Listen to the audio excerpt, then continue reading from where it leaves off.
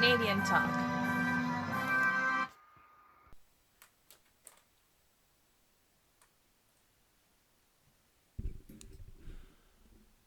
Hello and welcome everybody to another episode of Canadian Talk. This is episode 49. That's a nice number. 49, 7 times 7, it has a square root. Has a nice round number, square root. Let's start off with the dad joke, as we do.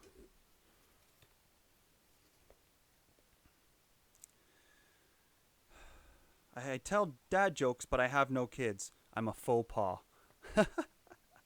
I like that one. That one actually, I'm going to circle that one. That passes it because it actually works for me. What do you small... What? Oh, god damn it. What do you call a small parent? A minimum. A minimum. That one's pretty good too. That one's going to get a little check mark. What do snowmen do in their spare time? They just chill. That one gets a big check mark. Okay, that's a few. That's good enough. Oy vey. So yeah, I'm doing that just to pay sentiment to that thing I talked about on a previous episode with Jarvis. Thanks to Jarvis for coming on to the show, by the way. We had a great time. Made some great episodes. I'm sure we're going to do it again soon. If I can get him. He's a busy guy. He hosts shows. It's pretty crazy.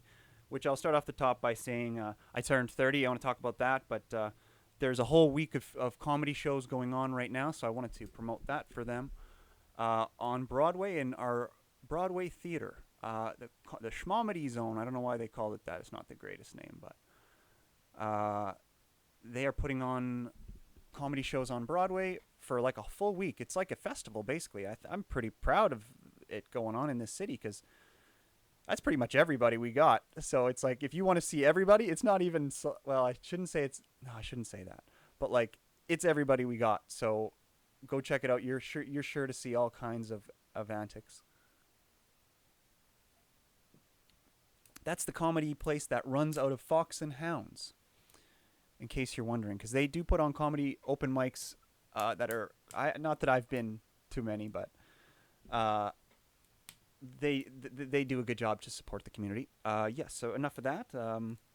So that comedy show's going on. Go check it out. I think it's not all sold out. I'm pretty sure there'll be tickets for sale at the door for the week. Yeah, at the Broadway Theater, right there in the center of Broadway, on the east side of the street. And then yeah, I'm drinking the Saskatchewan beer today. Thanks for the lifelong sponsorship, you guys. Frickin', it's written in stone, basically. You provide the energy for this podcast. You're the nuclear power plant of Canadian Talk with Stephan, and we thank you for it. But most of all, thanks to any and all viewers out there. I want to take a second to talk about that. Man, this fire is really looking nice right now. I'm getting better at making those, but it's got some nice sticks in there. Getting some popping going. Oh, and there it dropped a little bit. Yeah, we got some rain here in the city this week. This is not the Weather Channel,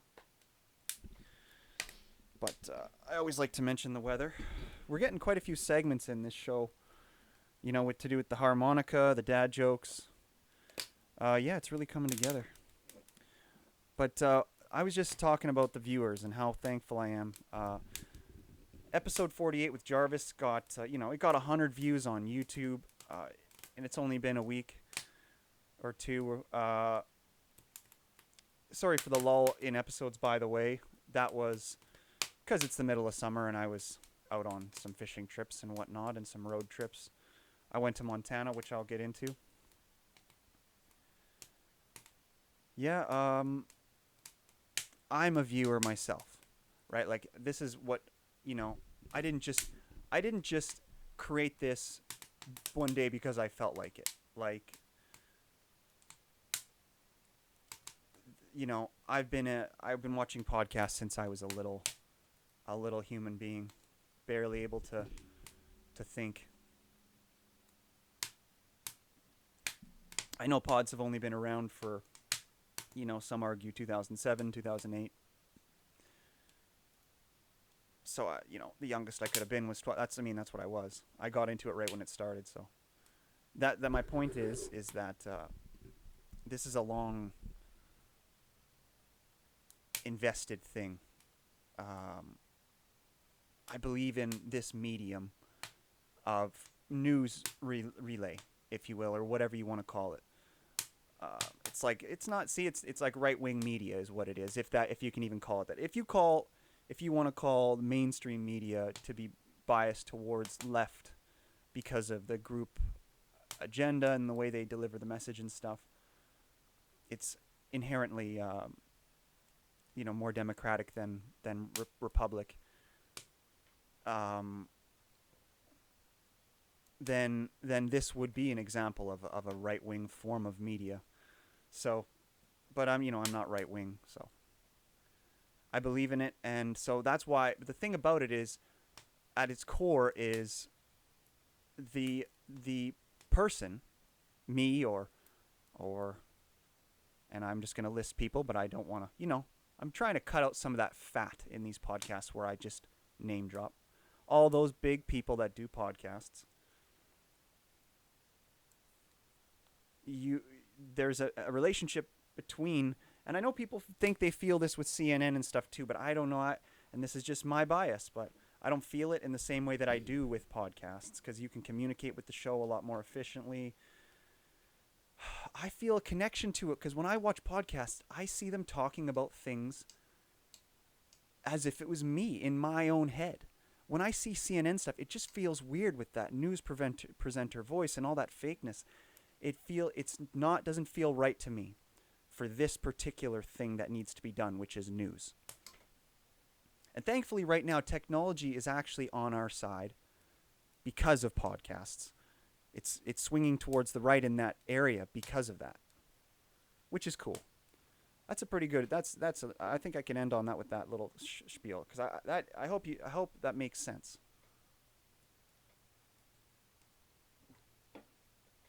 I want to talk about the episode with Jarvis for a second. A couple guests I got coming up. Oh, by the way, I don't. Oh yeah, I didn't finish my joke. I don't actually have a sponsorship. I'm gonna pretty much I think they know that they're gonna get it for free anyway, forever. Or you know what? They might send me a letter, say, hey, cover up our label. We don't like what you're talking about. That hasn't happened yet. But I want to talk about the episode with Jarvis. Yeah, I got 100 views on YouTube. Man, I veered off in 100 different directions on that one, that last spiel. Which is good for me, and it got several times more than that, just audio plays throughout the various, worldwide actual podcast people who listen to audio only stuff. There's YouTube watchers, and then there's the people who actually are podcast kind of purists, and they use all the podcast catchers, Apple Podcasts, blah blah blah blah blah. It got several times more on there. So yeah, so I'm happy with it. And he was. So I want to comment on it a little bit in a way. So we're gonna try to keep this. So if you're listening to this, I hope that you like everything I'm gonna say, but it won't all be positive right now. It was. It was all. That's the thing, is it's 99% positive, but the non-positive part is just that. And he's way better than me. That's the thing. And that's the thing about age, it's because when you're that young, you're always so timid, and that's just what it is. And it could be anything, but I get it.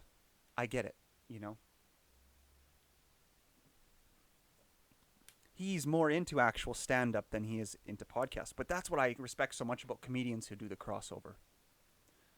It's a sign of hard work. It's doing the research. He was great, just dropping jokes, making me laugh the whole time. Yeah, we stayed mostly away from personal stuff,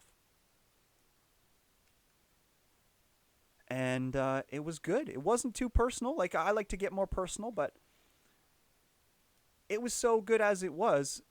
We didn't need to get personal, which is fine, because personal is something that you can do as kind of a fallback,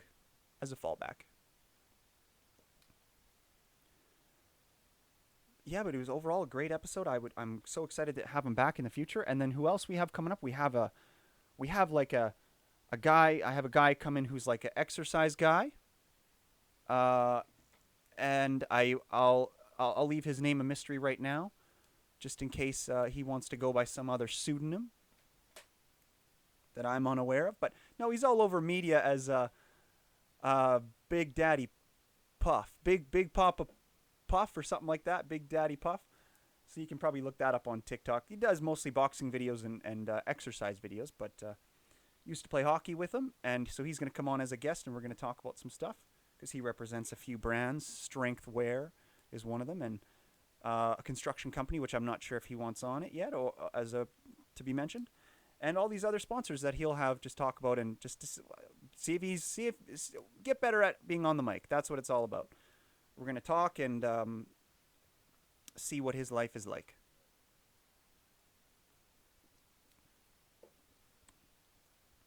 And then I also have Alex coming on, which we keep pushing back the date because he's a busy guy, and he's it was in races. Last time I had him scheduled, he ended up having some races that came up, and you need time to prepare for that and all that. So thanks to Alex and to the other guy that are going to come on. That's some future stuff. It should be fun. And so yeah, the episodes have been doing good. Oh, and then my episode with Cody. By the way, check him out on TikTok. I believe he is also on TikTok. If you look up his name, that's on the title of episode 44. His episode has as much views as 10 of my episodes combined. His hit more views.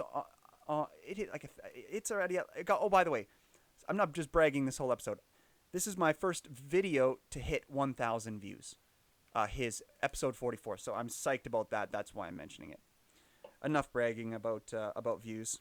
Let's get into some actual good stuff to talk about.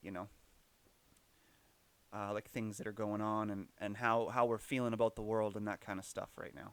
But I just want to talk about some of the people that are helping this show progress. The guests and the people that get involved, because that really is the heart and soul of this too. I believe that web of people brings it to the next level. Got my poker shirt on today, Pocket Aces, because this is going to be, for my 30th birthday, I'm trying to make this be one of the best episodes ever. I was feeling really emotional. And I'm not really like that. I was feeling because turning 30 is a weird thing. It's especially like if you don't have kids and you're not all distracted and you're not married. Like I could probably be married, but I just haven't felt right about it yet. Like not felt right about it. I don't feel right about the whole thing. Not the person that I'm with, but at this present moment, don't do research. Just forget about that. Just imagine a neutral person. It's just some person. I'm not in Hollywood, so my personal people, I like to keep out of it unless I'm getting paid for my image, like in living in Los Angeles. I don't want quite that much exposure. I feel like, I don't like it when celebrities' families get in the media too much because I don't think that that's really fair. But that's kind of what happens a lot now, in the 2020s. We're really on that media cusp of the whole world is becoming surveilled. So, but I was feeling really emotional, turning finally where you can't call yourself a 20-year-old anymore. You're kind of an adult without any denial. I might start doing I've been doing a lot of written jokes that I, want to do, and I'm looking for a title I might publish them under. I might call them why Old Guy Wisdom or something. Old Guy Wisdom, and just kind of start putting out my quotes under that title. Because I've had a lot of them that I've been writing. And now that I'm 30, I can call myself an old guy, right? Everybody looks at Shane Gillis as like an old guy. He is literally just turned 33. So he's only 3 years older than me. So it's just because he's got a big body, that fuck. I have a smaller... I'm not sure, though. It's hard to characterize your own presence. Only other people can do that. I don't really know what my presence is, but I'm sure it's fucking teenager-esque. Every time I turn my head like that, I'm just hearing because the door to the studio is open out to the park area, if you will. And there's birds pecking at something over there, so it's just distracting me is all. Sorry to all the listeners out there who are probably on a walk, or maybe you're driving a truck. I wonder one like I look as close as I can into people to see what my viewers have been, but when it comes to the audio only, I actually can't. The profiles that people have on there, they're not like Facebook, so they're very limited. So I have a tough time right now quantifying who exactly my audience is. Once I get that figured out, like I know what the audience is, obviously from my demographic from where I live, but the internet is a lot more broad than that. So based on what my clicks are already, I haven't had too much insight into who's listening. But I'm interested to someday find that out. Yeah, make your profiles more detailed, because then I can figure that out.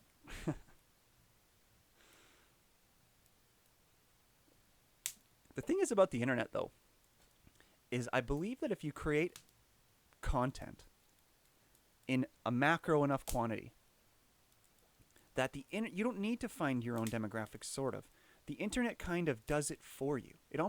That's what's so beautiful about it, with social media and how it has connected with the internet and everything, is it really almost has taken that hardest rung.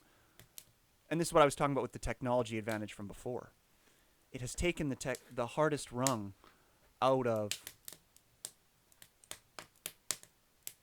that, people expressing like what these are, is because the hardest rung used to be finding the audience. That used to be the power that the CNNs and the MSNBCs and the Fox Newses had over people like me or the dozens of other people, all the voices of the internet. Anybody who makes videos, right? Like nowadays, come on, even if you're out there doing, like TikTok, most people do voiceovers. I do a lot of TikTok videos, but it's just this. If you're just a TikTok person who does voiceovers or dances around, eventually every now and then, and I've seen these on profiles, there's a video where a person will just decide to put out some opinions. It's like, oh, I'm not just a voiceover person, I have a voice too. Like, I get that. My point is that everybody does that. So it empowers all of us. The TikTokers, the YouTubers, the podcasters.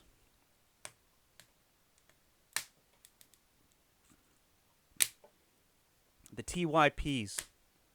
The thank you peoples. The people that don't get enough thanks. The TikTok, the YouTubers, and the podcasters.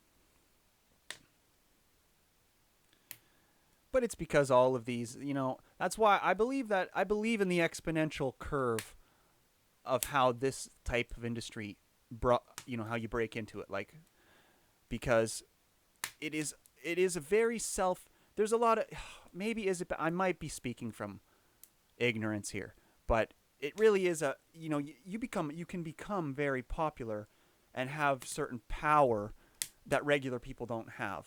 So I believe that there should be, just like with politicians, we try to with politicians anyway, have it be a very slow rise before they have any real power, because the power can be so great.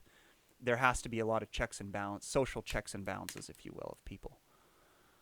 It's almost like that's what podcasts are. It's almost because Vladimir Zelensky, president of Ukraine and stuff, he was a comedian. Like, it's almost like this is maybe what is the next qualifier for being a politician. Because your entire psyche is, in a way, for public record. That's an interesting thought, hey? Only took me 20 minutes to get there. There's the Pocket Aces thought, man. That's that 30-year-old man thought right there, guys. Old man advice. I'll chop this one back and I'll make that a clip, and I'll maybe put it on a transcript as well, because that was a pretty good one.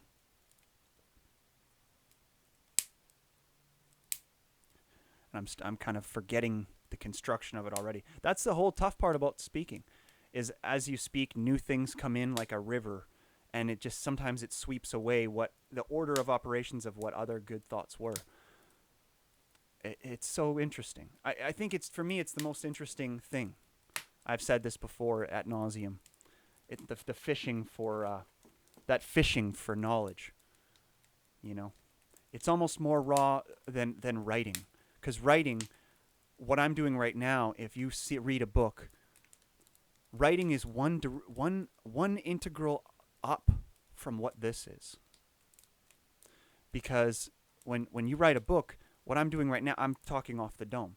When a writer does that, they don't put everything down that comes off the dome. They think in its circles and circles and circles, and then they write.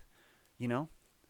So yeah, if I can pump the tires of anybody who was to do anything similar to this, or somebody who listens to this, you're one derivative down.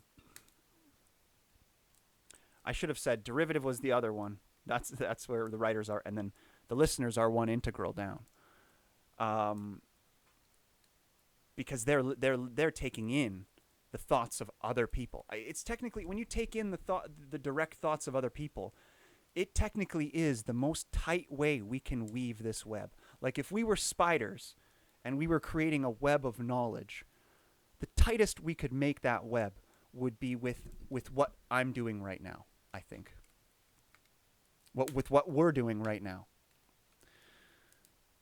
CNN and the major, like they'd be like Spider-Man, well, all spiders shoot webs pretty far, but like they'd be like shooting missiles of web where it goes really far and it's not tight knit, you know. This is a more tight knit situation. So yeah, again, I want to just we're at 25, 30 minutes, halfway through a typical podcast, but this one has been pretty good. I want to thank any viewers out there. Hope your days are going well. So what could I tell you? What could I tell you, a viewer out there, if you found me and you're looking for something from me? What I could tell you is this. If the question was this, Stephan, what is the antidote to society right now? Or can we heal? Can we heal societies? Okay, just a second. I want to get my list open just so I'm ready for something after this. So that's what everybody wants to know. They want to heal their own household, but they also want to heal society, right? So let me give you my opinion. And I'm pretty happy with life. Let me just say a couple precursors so you can feel qualified for what I'm going to say for my version of what you can do to heal your garden of society. I wonder if you could hear that crack on the mic. That was my collarbone shoulder area. Here we go. Okay, no more joking around.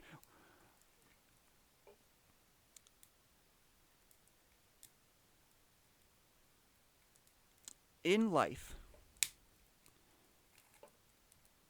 you can mount the river. So what's going on in your head with the river of thoughts, like I said, is your life.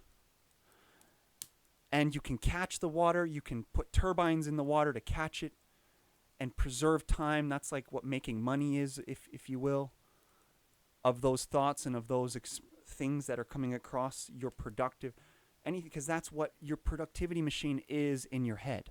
It's your body is the machine for it, but the motor is in your head. So, intermission. So, what you have to do is you have to set up a series of treadmills in your life. Take away from the fluids analogy. Now we're thinking of running or whatever. If there was a bunch of people running, like a marathon of people running instead of water, you have to set up all these treadmills to catch all that energy that you own. And you have to find a way to turn it into and manifest it into what you want your life to be. That's all you can do. Friends and females will follow when you do those things. You have to put yourself onto the web and God, why am I? You know, the other thing, like I said with the emotions, I feel like I've been crying a lot lately. It's ridiculous. Don't know what's wrong with me. It's just because I wish that everybody was capable of this. You know, like whenever that's why sometimes I feel sad when I'm around people who have challenges because I want to help them all. And I can't, you know?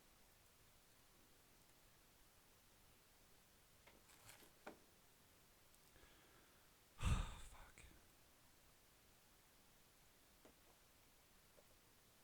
So that's one of the things I would say to somebody who needs some, you know, any type who feels they need guidance in their head, you know.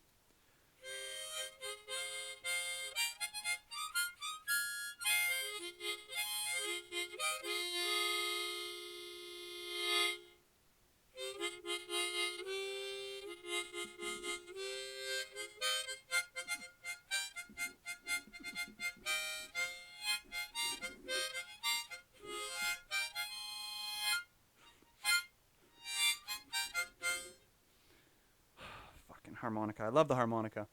You know, anybody out there, you should just start the harmonica. It's something that you can do. It's a nice instrument. It really is. It sounds like shit. It sounds like shit, honestly, a lot. And beatboxing is fucking cooler than it. It's like old timey beatboxing, but doesn't sound as good because of modern mics. It's fucking annoying. It's obsolete music technology, but somehow it does connect. Whenever you use obsolete music technology like a pure wind instrument, a pure string instrument, etc., etc. And I'm not going to talk about music forever, okay? I'm not. Whenever you do that, it connects you to a certain vibration that's pretty amazing. Kind of like what fires do for me. So, and life is all about connecting to those vibrations, right? And that's where you pick where to put your treadmills to catch those marathon runners and save that energy. And what that energy is it's time energy which converts to money and love. And if you don't set up those treadmills, you won't earn any of that stuff, you know? And then people will lose it. The web won't your web will rip, you know, in your area, and that's tough, you know, because and then we can start getting all Dawkinsy with it, right? I can get out of the howdy side too and get all Dawkinsy with it, and I'm referencing Richard Dawkins, by the way. And be you know, and you do get into the natural selection side of it and stuff. And who's the guy who wrote that book? You know, the evolution book. We all know. Sorry, I always forget the professor's name, but the guy who went to the Galapagos and stuff. Yeah, we can get like that, but the problem is we don't want to be like that. And modern society really has diverted. Not many people behave that way anymore. But in the Western world, and you know, it's different all over. But depending what neighborhood you're in. Oh God, that's the only laugh of the whole fucking episode. 30 minutes in.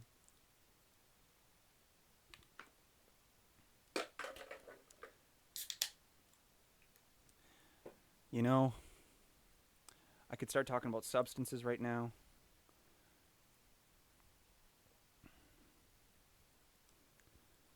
What else could I talk about? Yeah, the hockey. I don't like Hockey Canada's been having some sexual assault allegations, which is tough. It's just the media. It's just the media being more public. You know, these guys are gladiators. They're just like any athlete. They're going to behave that way. Yeah, it's tough, but just try to keep them harnessed up. That's what the coaches are for, and all these employees that keep a sports team in check. The coaches don't let you go out at night. You know, they're trying their best to stop this stuff, and it's not sexual abuse. It's just they stop that always. It's just that like you keep them in because any type of sexual activity, a lot of times there's misinterpretation, and I'm not being a rape apologist here or anything. I'm just saying that young people having sex always creates confusion and the aftermath, right? So, and that's fair to say, right? If you're listening, fucking listen to the whole thing. That what I just said is fair to say. I'm not being a rape apologist. Confusion is the essence of youth, right?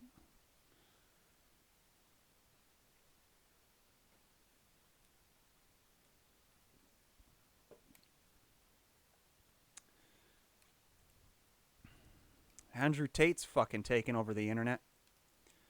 Good lord. You know, it's nice to see a certain masculine voice, but man, he's wild. He's playing a character, first of all, guys. Like anybody who hates him, just realize that you look like somebody who hates Donald Trump, right? Or you're just hating a character that's meant to represent something, to push a message to the masses.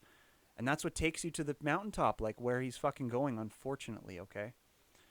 That's why that's why we guys like me, that's why we cherish so much people like Sam Harris or Dawkins or Krauss. Because Lawrence Krauss, because they are voices that you wouldn't normally see rise to the mountaintop like they did. But around the 2010s, there was a lot of push for intellectuals that were being pushed to those mountaintops, and then people realized, they don't really talk so well. They have a lot of rough edges, like Richard Dawkins. Like there was lessons that were learned from putting those people in the talking positions, and how the masses take it. They don't take it right. You know, this, by the way, like this, you know what I'm actually talking about right now is a microcosm of what caused the coronavirus media epidemic. Do you know what I don't know if I'm using several of those words right, but epidemic, but it is the source of it, because, you know, people, it's like a joke Bert Kreischer had about how, dumb people shouldn't read. And because it's just like, a lot of us are set with a certain intellectual ability, and then it's like there's certain knowledge that it's almost out of your range of understanding. So when you try to understand it, a lot of times you get mutated understandings and pass those mutated understandings on. You know what I'm saying? And again, this is what I'm speaking on right now, is the selectivity and the exclusivity and the, what's that word that I just learned the other day? Esotericness of academia and knowledge, is that it will always be like that.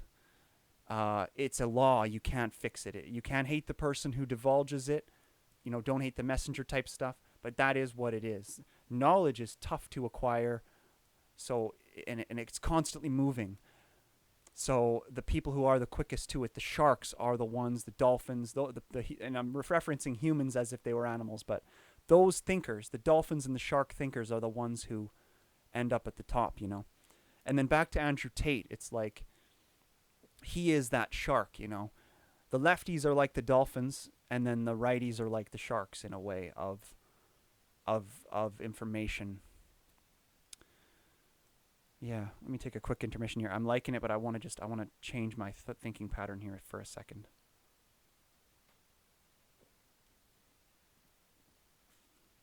Let's do a couple more dad jokes. Let me read a joke off my raw list as well. Actually, let me do my raw list first here, people. Thank you, listeners, for tuning in and listening to my manifesto of stupidity here and whatever I'm trying to do and justify it as pretending I'm helping people, and indignifying it by pretending I'm a comedian so I can say whatever I want. That's what I'm doing here, and thank you all. Thank you, any of you, for listening or clicking and helping me feel. Even if you just click, then I see you click and I feel important. Thank you very much.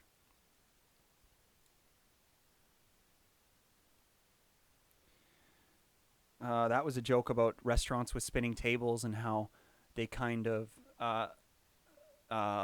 this one here is a joke about restaurants with how they spin, and then people kept losing their kids, so that's why the spinning restaurants never really took off. Like at the top of the Calgary, their little tower, their little spike, whatever they got.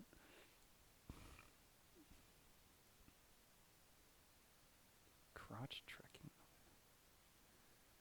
What do I got here? Oh, yeah, no, that one was funny, but I'm going to get that. I'm going to put a clip at the beginning of this episode. My favorite guys. So I was watching a podcast, the Fully Loaded tour. It's a podcast. It's a comedy tour that Bert Kreischer's putting on. Biggest one right now in America. They're doing baseball stadiums and stuff. They were doing a podcast at one of their canceled shows during the rain, and at 1 hour and 30 minutes in, 1 hour, 3 minutes in, and 30 seconds, Shane Gillis makes a funny comment. I'm gonna put the clip of it at the beginning of the episode, so you will have already seen it. Okay, so all right. Bobby and Bobby. So this is some celebrity news, if you will, podcaster celebrity news. Bobby Lee and Kalila broke up. That's pretty funny. David Kushner, not David Kushner, David Koshner, the comedian guy from Anchorman, bald. He was in The Office for an episode as Tank or whatever the fuck he was called.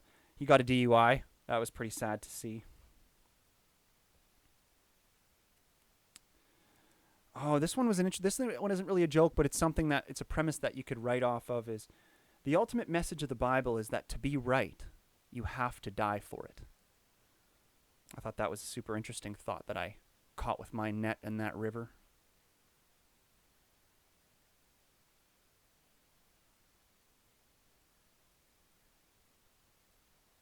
What's the best thing about fucking 28-year-olds?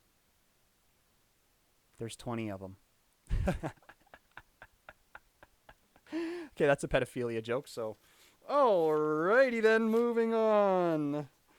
Okay, here so now we're at the dad jokes book. Oh, did you hear about the man who invented the knock knock joke? He won the Nobel Prize. Oh man, I need to have like one where I don't want to circle it because that one wasn't that great. I'm gonna square the ones that aren't that great. Circle means. Oh, I just went to the nerd voice there. Circle means good. Square means kind of good.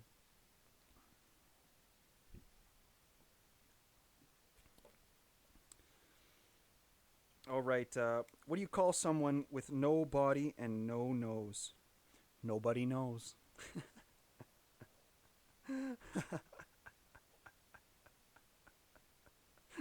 Oh, I like that one. Okay. By the way, I'm gonna give credit again to this dad joke book that I'm going through. Better than Logan Lyle, the joke thief that does doc talks. Every one of his jokes are stolen. God, I mentioned him by name this time. Come at me, bro. Dad jokes, the good, the bad, and the terrible. Jimmy Nero. Nero. Thank you very much. I like that you call yourself Jimmy and not Jim. That's a tip. That's a good jokester right there.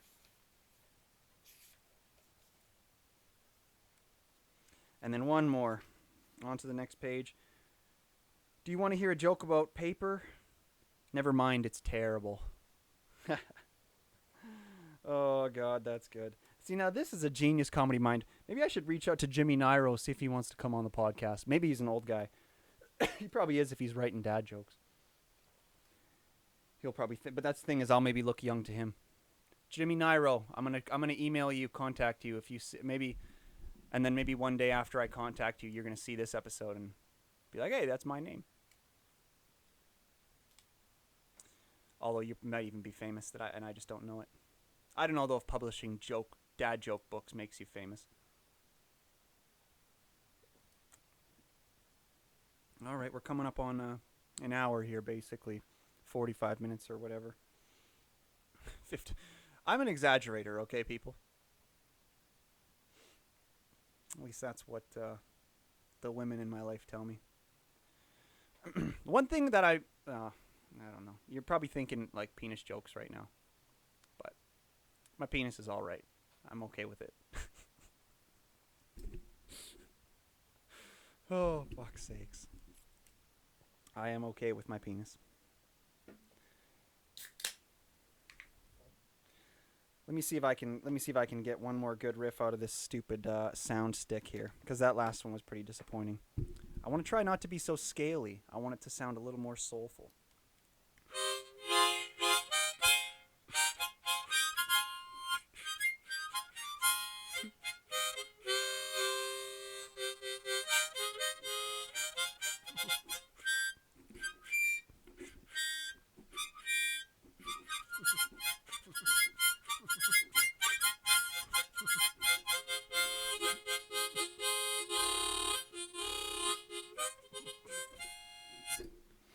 Ah, it's so shitty.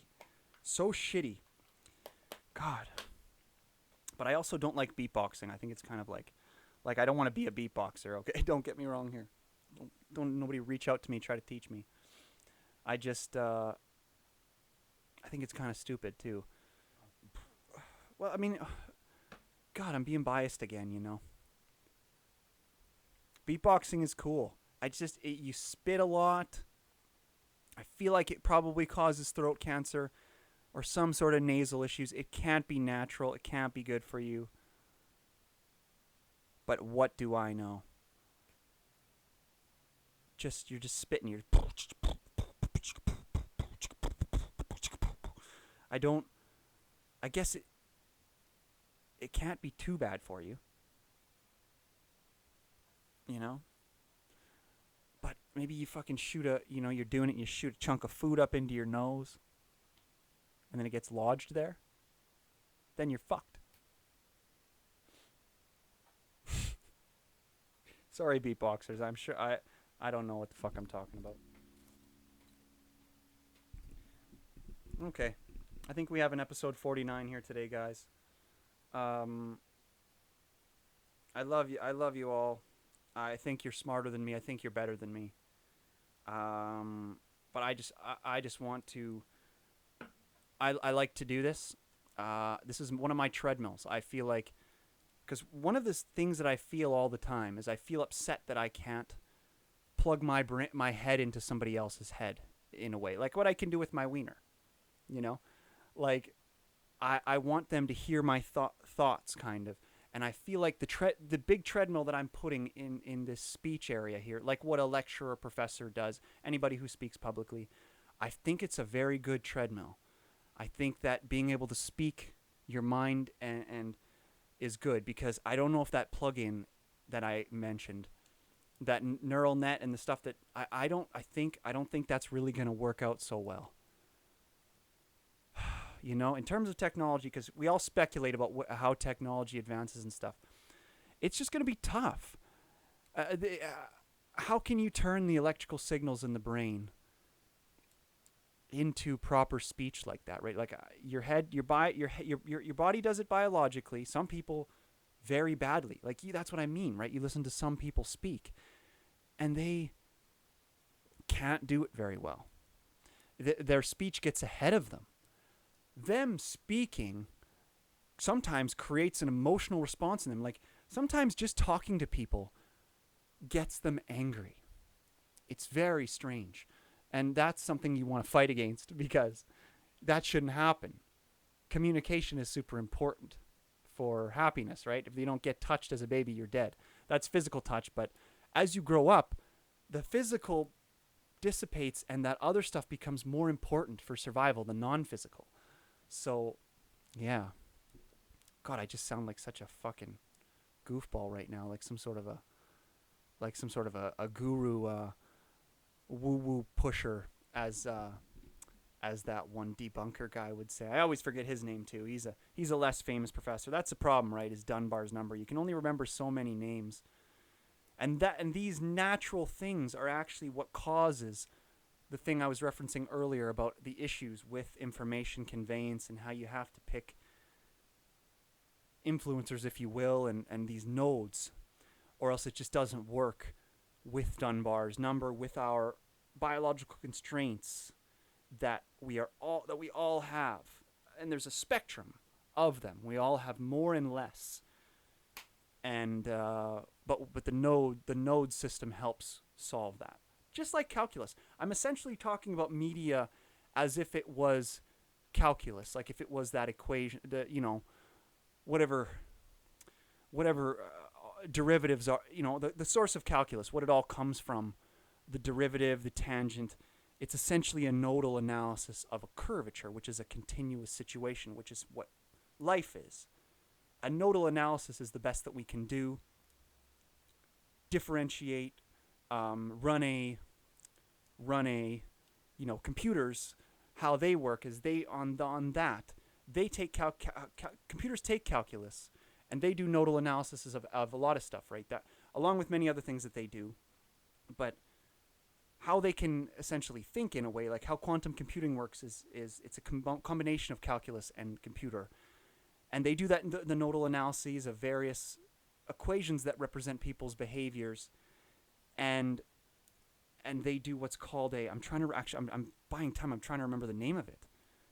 Iterations. So computers do iterations, and that's how they're able to use binary stepwise processes, which is how computers work, to essentially create imitations of natural flowing processes. It's beautiful. So anyway, that's a little bit of math for you, because I know I say on every episode, oh, and my battery's dying on my phone. We killed it today, guys. There's a little math analogy for you to end off the episode. I know I said 5 minutes ago I was going to end it. Thank you all for listening. Like I said, I appreciate you. You are the integral of the world. You know, like I was saying earlier, that'll sound weird, but like from what I was saying earlier, just with like the way that information is processed, and writing versus speaking versus the listener, you. So there's a hierarchy, and you're at the top of it. That's why TV and internet is where it is because we all get to feel like we're at the top of the hierarchy when we're taking in that information. It's a simulation of us being at the top of the hierarchy whenever you have somebody telling you something. So anyway, you're welcome for all that. And thanks to beer. I love beer. Any beer companies out there, fucking reach out. You know, I don't need money, but if you want to give me a little bit, I'll be happy to pretend that your beer is better than this beer. Damn, this has been a pretty good 30th episode. This is essentially my birthday episode, July 9th. Because birthday. Yeah, so fuck, I got nothing else to say, guys. I'm just babbling at this point. All right, thanks for listening to my other babbling. That's Canadian talk out, I think. Peace out. God, I don't say peace out. That was stupid. Thanks for listening, and any questions or concerns for the show, as well as voice recordings and voice messages that you'd like us to listen to, or advertisement inquiries, please forward those along to canadiantalkwithstephan@gmail.com. Thanks. We also have a website, stephanjackson.ca, where you can find a back catalog of all our episodes, and we're also on YouTube, where you can find the video versions.